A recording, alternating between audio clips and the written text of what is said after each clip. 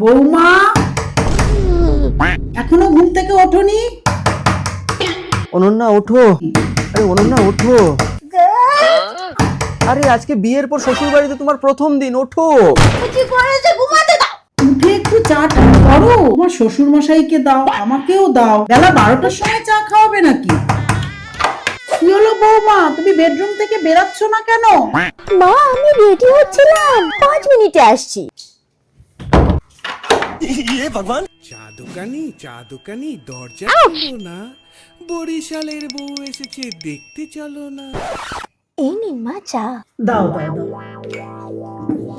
কাল থেকে সকাল 7টার মধ্যে ঘুম থেকে উঠে পড়বে।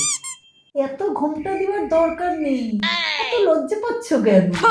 আচ্ছা বৌমা, তোমার মিষ্টি মুখটা একটু দেখি। কেন লজ্জা পাচ্ছ কেন? আরে লজ্জা পেও না। কেন চায়ের দোকানে?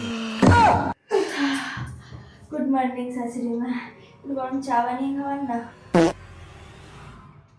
তাহলে এটা কি? ছি ছি ছি ছি, অলক্ষণে কাণ্ড।